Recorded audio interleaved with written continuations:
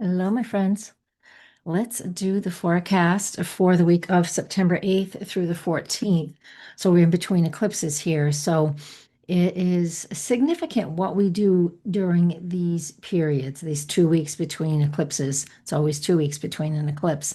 And the eclipse that we have or had, depends on when you're seeing this, on the 7th is and was a lunar eclipse, which is about revealing to you the things that you need to see around your spiritual practices, what you believe in, your boundaries, clarity in your life, because that full moon in Pisces, that lunar eclipse in Pisces absolutely helps us to hone in on those spiritual things and again on our boundaries. The sun in Virgo and the moon in Pisces, with the sun in Virgo on that eclipse, of course, it's about what details do I need to focus on and what details do I need to let go of. So there's this focus on perfectionism and also releasing and letting go as eclipses are, especially the lunar eclipses are.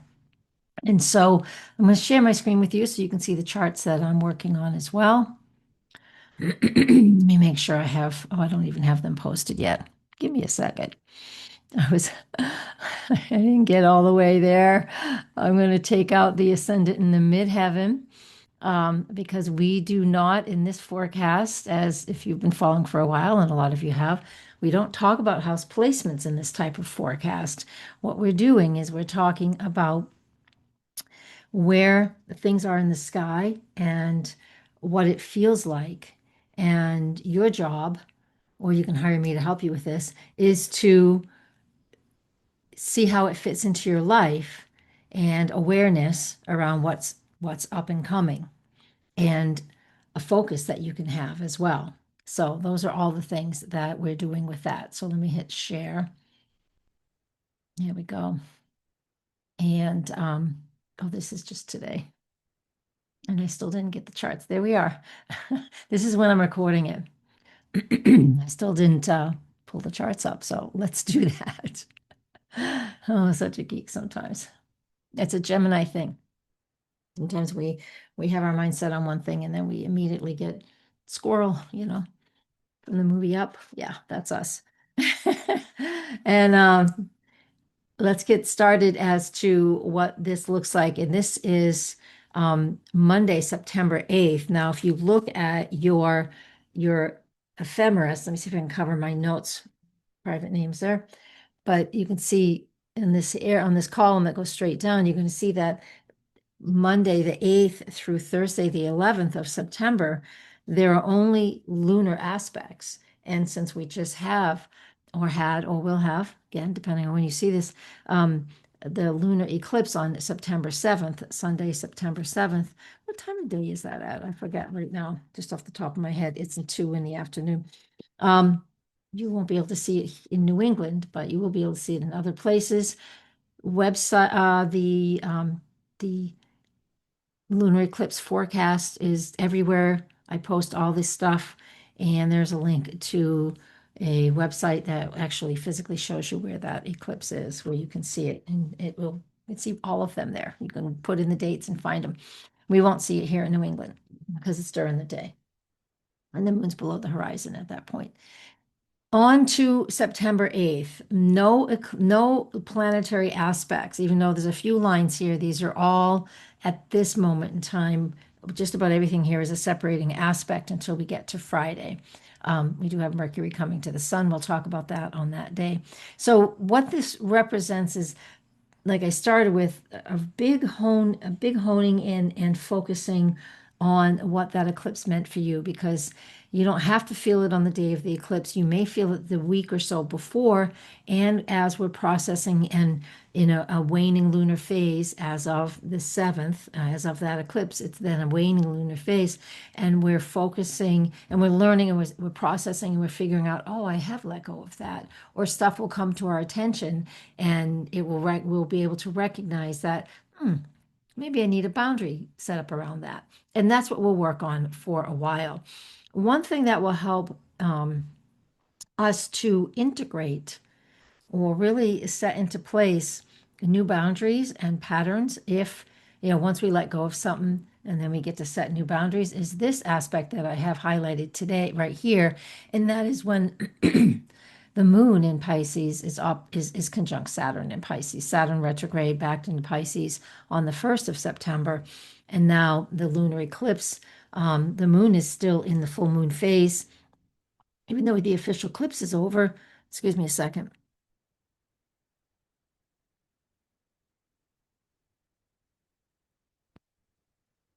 Much better.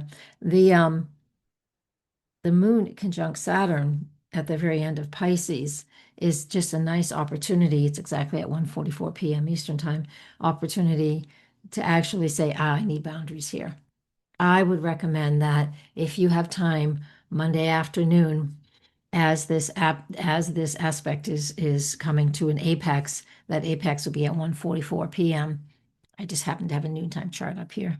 I just want you to really focus on that. And that's how we use astrology when we're not looking at it where it is in our own chart.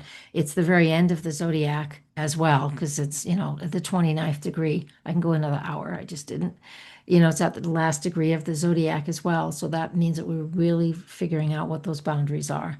This is big for a lot of people. A lot of people. And even when it comes to our spiritual practices, it could be, at some points in time in our spiritual practices, we can recognize that we don't want to or need to do ritual anymore because we've integrated so much, and this is for some of us, we've integrated so much into our lives, our daily lives, that just our daily awareness and our daily lives is a practice, and presence and a practice is like a living ritual. So some of us might even recognize that, so we don't have to hone in on that too much. It's all going to be, your perspective. The next chart I want to talk about, we're just going to move on to Tuesday, September 9th. Oh, one of my babies was born this day. They're in their 40s, they're not babies anymore. But the moon has entered Aries. The moon did enter Aries at 2:37 p.m. on September 8th. And Eastern time, guys. Always, always, for me. But that moon in Aries will make the quincunx. I don't have that quincunx aspect listed. Here we are. Let me go set that back in. I took it out for some beginner stuff I was teaching. Go to the enable. I'm going slow. You can watch and you can see how to do that. And I have it set up for the aspects that I want. And one of the quincunxes is the moon and Mercury are making a quincunx at 1:30, and then the moon will make the quincunx to the sun at 7:30 approximately on the 9th. And those are the first two aspects of the day. And when that's a quincunx to that sun Mercury that's coming together and that moon in Aries, this tells me that do your best not to go at somebody pissed off. It's fine to have something that you need to talk about if you're angry about something, but do what you can to, of course, say your piece and speak up for your own, you know, for your own self, if you will. That moon in Aries can be very self-focused, which is perfectly fine. But this hard aspect throughout the day, between 1:30 and 7:30 throughout the day, p.m., it just creates misunderstandings and stress. That Sun and Mercury in Virgo is looking at details, but that moon in Aries is just say, I just want to do this, or I just need you to hear me. And it's about making some adjustments. So you can have a debate and you can have a bit of a fiery conversation if you want. However, it can create, if you don't find a way to work it in a more positive light, it can create some stress because these quincunxes and that moon in Aries is feisty as all hell. So maybe you need that feisty, fiery energy of that moon in Aries to find the courage to speak up for yourself. It might not turn out the way you want it to right off the bat. It'll take some adjustments, but it doesn't mean you can't have resolution. Okay? Conversation with somebody about something. You would know what that is for you. So make sure you say, am I having an important conversation with somebody that feels stressful? to me, and but I really need to say something and see if I can come to a resolution of some kind. That's what that feels like. All right, and we all get to play with that, and it doesn't mean it's happening to you personally. It can, but it could be that others around you are experiencing that and you get to witness it. Just have to look at the news these days. You're going to feel all of that anyways. Here is the 10th, and on this day, moon still in Aries throughout the day. It's like void of course at like just before 3 a.m. So all the way from like 3 a.m. until 4:03 p.m. Eastern time. So that's a 13-hour period. While the moon's in Aries, it's also void of course. So again, be aware of arguments and picking fights and people picking fights with you. And the a more useful way of using this is just be aware that you might can be able to dig up the courage you need to say something, to speak up, to address something that's important to you. This chart shows when the moon moves into the sign of Taurus in its exaltation, and making a nice little square over there to Pluto. Does that this at 4 p.m. and the square to Pluto is from 4 all the way until almost 7 p.m. Lots of changes can happen here. You can find the thing that you'll discover through these 2 days, 2.5 days with the moon in Aries, if you've spoken up somewhere and made those, and taken those steps I've already described. Once the moon enters Taurus on the evening of the 10th, I guess if you're on the West Coast, it's at 1 in the afternoon, you have a chance to recognize what it is that you value a lot, right? That moon in Taurus is about what I love, what I value. It's exalted in that sign, so it wants to be there and it feels comfortable there, so we can actually feel like we've accomplished something. We are in a waning lunar phase, but it feels like grounded. The square over there to Pluto, which again is at 6:43 p.m. Eastern, but you'll feel it as soon as the moon enters Taurus, you'll feel this square engage. And so between 4 and 7 p.m., the engaging of that, what can that create? It can create somebody being stubborn, or you are not ready to take forward steps. But that moon in Aries would have really loosened all of that up. So be aware of taking some nice solid steps around things that you love and value. What did you learn over the uh, first 2 days, 2.5 days of this week, the 8th, the 9th, and half of the 10th? What did you learn about yourself? And then you take that moon in Taurus and then you work with that, because that moon in Taurus is about what do I love and what do I value? So what did you learn about yourself? Teaches you what you value. When you discover what you don't want, you really do discover what you do want if you sit down long enough and look at it and not just complain about what was a problem, but learn about yourself and what is a solution or what feels better and what you value, because now you know what you don't value. Uh-huh. On the 11th, more moon in Taurus. So we're going to continue this process. Here's a really nice, I really like the trine between the moon and the sun. Actually, the moon at Mercury, because that day, the moon on the East Coast, the moon doesn't do anything until 10:18 p.m. when it makes a trine aspect to, it's an Earth trine over here to Mercury. Early in the morning on the 12th on the East Coast, it'll also trine the South Node and the Sun. The energies of these three aspects with the moon in Taurus is around feeling organized and grounded. And, here we're able to take some more productive steps towards the things that matter to us the most. Okay. That's the Virgo energy as well as that exalted moon in Taurus. Now we have some planetary aspects. And remember, just a quick reminder, since we're a few minutes into this, and I started at the beginning with this, we're in between eclipses. So the things that we're doing in the 2 weeks between September 7th lunar eclipse and September 21st solar eclipse, both in Virgo, gives us this energy, this in-between time is the period that you can accomplish a lot by either just cleaning things out. Just think of it like cleaning out your closet, and you just like, this doesn't fit, I don't like this anymore, whatever it is, and you donate it and you have space. It doesn't mean you have to fill it with more stuff. It just means you now have space. this is what we're doing in the in between a lunar eclipse and a solar eclipse, because this is how they're happening in this batch. The lunar is first, meaning we're releasing and letting go, and we're in a waning phase for a whole week, for a whole 2 weeks. There you go. While we're prepping for a new moon. Okay. The aspect that we have here is the sun sextile Jupiter. Mercury is just about there too, and Mercury will sextile Jupiter. Both of those happen on the same day, and that's Friday. I'm just going to look at my ephemeris. The Sun sextiles Jupiter at 3:30 in the morning, and Mercury sextiles Jupiter at 5:53 p.m. And then Mercury and the Sun are conjunct on Saturday, the 13th at 6:52. And that's the next three charts, I do believe. Here's Mercury sextile that. Yep.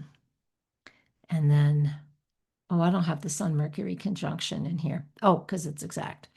I'm using two charts for one. Here we are. Here's Sun sextile Jupiter. This is whenever the Sun and Jupiter are together, it just encourages growth. It's a sextile, so that means they're the same polarity. So Earth and water. So the Sun is in Virgo, that's Earth sign. Jupiter in Cancer is a water sign. Those are the feminine. So the yin, not feminine, female, just feminine, softer, receptive, open to hearing, open to feeling. And that's what we have here when the Sun in Virgo makes that sextile to Jupiter in Cancer. So we can find a way to refine, to make some improvements over the things that we've been working on over the last few days. Mercury is with that south node, right? And so this is again where we're working on releasing the perfectionism around something that is just holding us back, because it's okay to want things to be perfect, but there's a lot of times when we want things to be perfect, and we're so obsessed about it that nothing else matters, and we just can't enjoy what we're doing because we're too obsessed and we're too in the perfectionism, and that is again about controlling and stuff like that. So we're too controlling. So the Sun Jupiter will make us aware of that, but we can also, if we can find that wiggle room, if we're not being a perfectionist at this point in time, then it's just a nice aspect between these two guys for us to feel to feel a little more expansion and feel more space.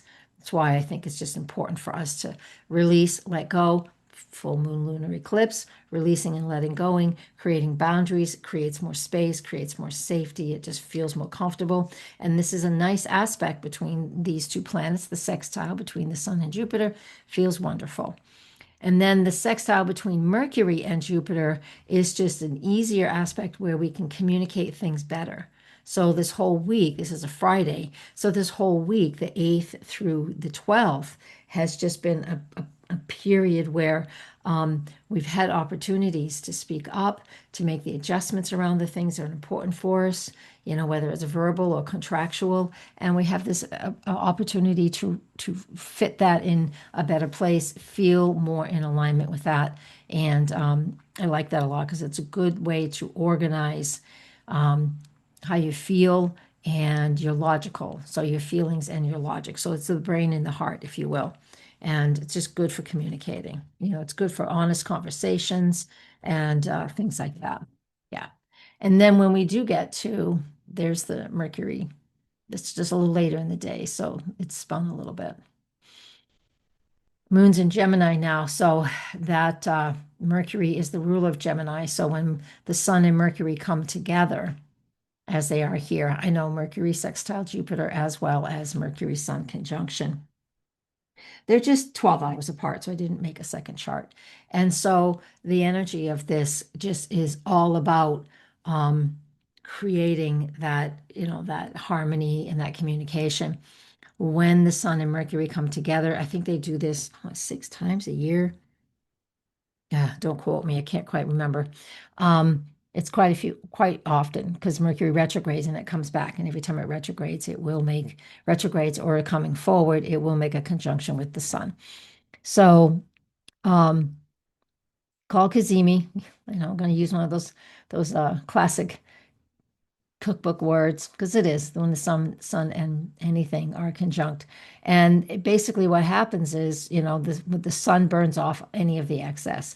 So it helps us in that area um, of perfectionism, but not in the space of being stuck in it as well, because I already covered that. But it's good for problem solving, good for writing and editing and clarifying who you are, what you want, how you want things to be. And again, that sextile with the Sun and Mercury to Jupiter really adds to that. So it's really, really helpful. Uh-huh. And the moon in Gemini is like, let's talk things out. And earlier in that day, the moon did make its conjunction to Uranus, not earlier. The moon makes the conjunction to Uranus at 8 p.m. on the 12th. And here is the Mercury and Sun conjunction on the 13th, and that's at 6:52 a.m. And then the last chart is that last quarter moon in the sign of Gemini. That means we're at that final square for this lunar cycle, right? So this initiates the last week so we have one more week before we get to the new moon solar eclipse at 29 Virgo. But I want to tell you something about this one. I do the lunar gestation cycle. And I'll probably tell you about the square first, but I do the lunar gestation cycle, and this is the last quarter. That means 27 months ago, we had a new moon somewhere around this degree. And you know when that was? That was the lunar eclipse that we had in June. Hey, I'm going to go grab it. So that last quarter moon in Gemini, while I'm doing it, let me tell you what it represents, is about reviewing and correcting communication, information, things that you thought you believed in. And this fits in perfectly with what I've told you about that lunar eclipse in the sign of Pisces. So we're going to go to chart. I got it highlighted. This is solar fire, guys. And we're going to go to the lunar phase and I make sure it's highlighted here. I'm going to click on current, and then I'm going to make sure it says phase family in progress. And I'm going to hit OK. And all of the charts are going to come up that are part of that lunar phase family. And on June 18th, 2023, I believe that was an eclipse. So let me grab my ephemeris just to double check. That's 2024. This is 2026. This is 2024, and here we are at 2023. No, it was not. No, I am mistaken. Why did I write that in there? Well, silly me. No eclipse. Uh-uh. No. But this was a new moon, so let's just go on. New moon, June 18th, 2023 is when this was initiated. And so that's when you started something. May 17th, 2024, the first quarter moon, same area of Gemini. You were working on something and figuring out what was working and what wasn't. December 15th, 2024, we had the full moon at 23 Gemini. So December 15th, 2024. What were you doing? What were you working on? What were you recognizing that you needed to let go of? Full moon, just a plain full moon, but a full moon nonetheless. And then here we are in that last quarter. It's called the third quarter. I'll call it the last quarter. Hit cancel, hit quit, go to view, go to last image, and we come back to the chart we were working on. And so this square, this last week of this lunar phase and the last 9 months of the lunar gestation cycle that started back in June of 2023 is all about us looking and really clarifying what it is that's important to us. Looking back to just a week ago when we had the lunar eclipse in Pisces, and that would give us an opportunity right now to start processing and figuring out the communication stuff, basically the whole thing I've been talking about here. And then if we wanted to go back, way back, 27 months ago, then that new moon would be, something you initiated and now you are tying up loose ends, whether it's a big writing project that took almost 3 years, took 27 months, whatever it is, the cycle is ending. And it's about the information we gather even if we're just looking at this weekly cycle and this monthly cycle or the bigger cycle, we're releasing things, we're letting things go, we're paying attention to what we thought, what we believe, how we're communicating, what we're writing, contracts we're signing, and all of these things are shifting now to the point where you can just say, I did a good job, or I need to finish this so I can tie up these loose ends. That's what we're doing, and that's what we're working on with this square, this last quarter square between the sun and the moon. And in a week, we will have a solar eclipse at 29 degrees of Virgo. I'll stop the share. That's what we got. All right, folks, thank you so much. And don't forget, if you really want to have some, if you want solar fire, that you'll save you $54, and that software is 360. So I can save you $54. So once you go on their website and you order it, if you need the link, you let me know. But there's a place for a discount code, NHAstro. Okay, NHAstro, ASTRO, NHASTRO will give you $54 off. And that it comes back to me. It's just an affiliate link. And yes, I get a little bit. I only saw a couple of years, so maybe you'll be one of them. That would be lovely. All right. Thank you, folks. Blessings, everybody. And for those of you who, well, if you made it this far, thank you. I appreciate it. Not everybody does. And I thank you for your support. Blessings. Namaste.